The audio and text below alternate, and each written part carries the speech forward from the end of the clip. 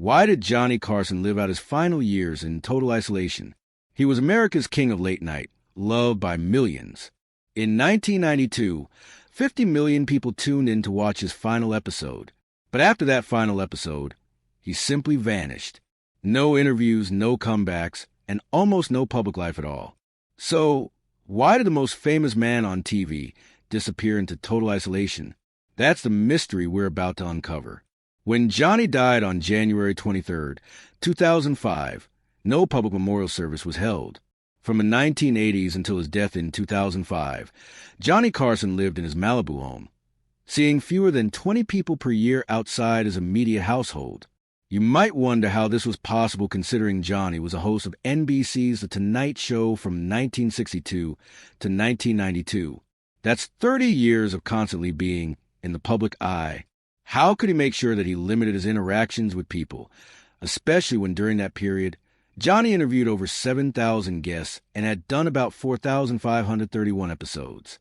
No wonder Johnny Carson became the most famous face on television in that period. He was described as being effortlessly charming and funny, but not many people knew this. That wasn't the real Johnny. Or was it? His producer, Peter LaSalle, noticed something disturbing. He realized Johnny was wearing a mask of being a charming extrovert. Peter saw Johnny switch from being an energetic, charming man to dropping monotonous sentences while missing his couch at home. To Johnny, being a TV presenter was just a job he had to do. And there was a reason for this, which we'll soon tell you. So, anytime the camera stopped rolling, Johnny was already looking for ways to avoid people and get out of the studio. Small talks. He didn't even want to talk to any of the crew members or even his colleagues. Johnny would rather be alone doing crossword puzzles than do that. What about talking to fans? That was a long shot. Johnny was so determined to avoid people that he instructed NBC to make his own private exit for him. He would return each night, but the routine stayed the same. There were times that his routine got threatened, like when he received invitations to industry events. Johnny treated those events as if they were burdens. He avoided them when he could, and when he couldn't, he reluctantly went. In a year, Johnny would only attend around 12 industry events, while his competitor, M.V. Griffin, attended around 45 or more each year. Johnny had an excuse for not going to those Hollywood events. He would claim that parties are for extroverts, and that he wanted to go home to talk to his dog, not his wife. What a man. Could this be the reason why Johnny had 4 marriages? Was he ignoring the emotional needs of the women he married before he disappeared from the public and after? His routine was simple. He would play tennis alone or read astronomy magazine in solitude. In the afternoon, he would have brief phone calls to Jay Leno for joke swapping. Their interaction was controlled and professional. Even when he got visitors, such as director Howard Smith, they would have a small chat before Johnny asked them to stay quiet and watch the stars. Smith said Johnny was content. But was that contentment?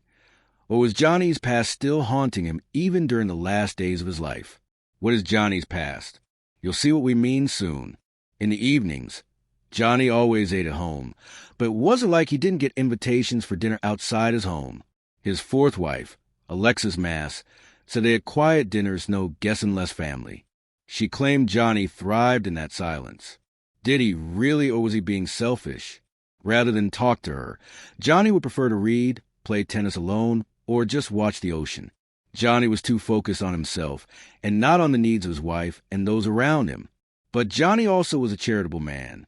He wrote millions of dollars in checks to charitable causes, to strangers privately and without fanfare. But how could this same man hardly give his wife attention? But it wasn't just the women he married he did this to. As you'll come to see, it isn't really surprising that Johnny turned out this way. When he was young, he wasn't like other kids. While neighborhood children played baseball and chased each other through Iowa cornfields, he stayed inside reading comics or perfecting card tricks from a mail-order magic kit he'd begged for. Age 14, he usually. LLY had stomach-knotting dread before social interactions. It was so bad that when guests came to visit, he would crouch behind his family's upright piano. Sometimes he would hide in the shadows and shuffle playing cards, all to avoid guests. He had to, because if he got too noticed and wasn't perfect, he could get in trouble. His mother, Ruth, demanded perfection from him and his siblings. But she didn't think John would be capable of anything close to perfection. Imagine letting a child feel like they can't be good enough. She even thought as a boy Johnny would always be filthy, and she didn't like dirt.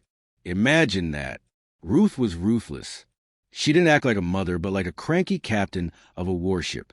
Affection that was a currency in her household, and she was stingy with it. Compliments and warmth had to be earned.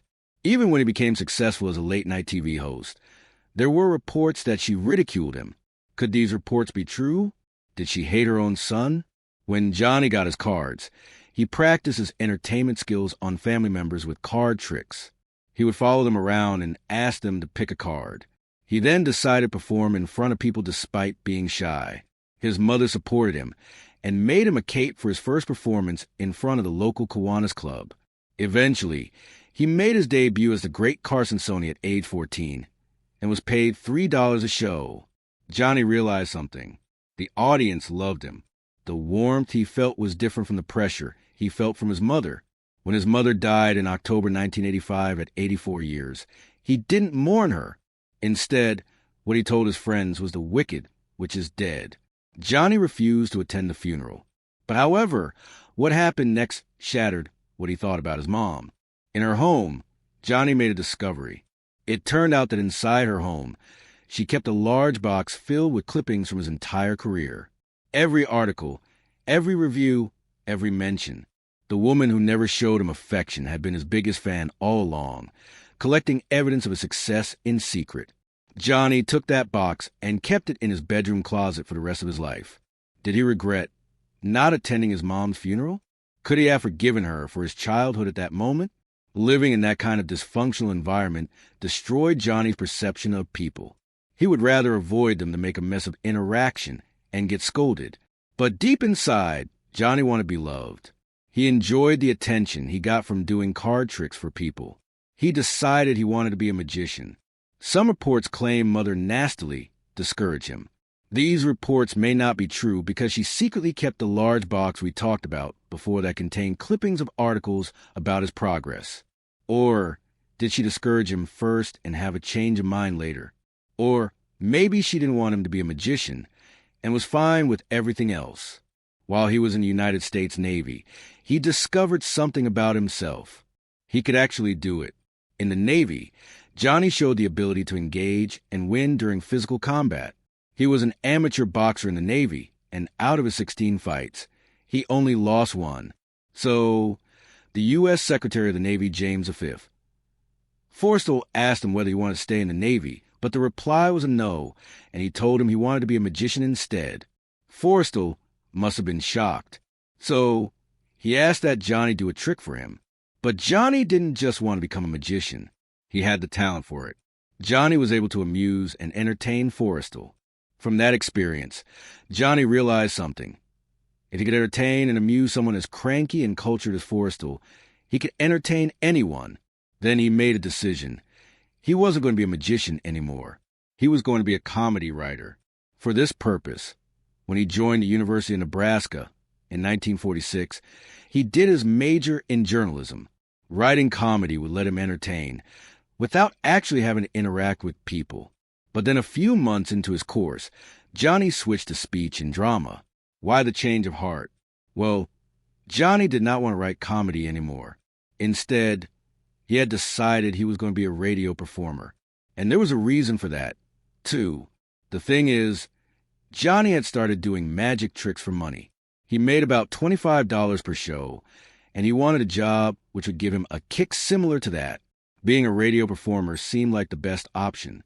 By 1949, he was finished with college, but he would not become a radio performer. His college training did prepare him for what eventually was to be, though, a TV host. And after trying and failing and trying some more without giving up, finally, in 1962, Johnny got his show on NBC. Now, why would an introverted and shy man choose to be a late-night TV host? Remember his weird perception of love.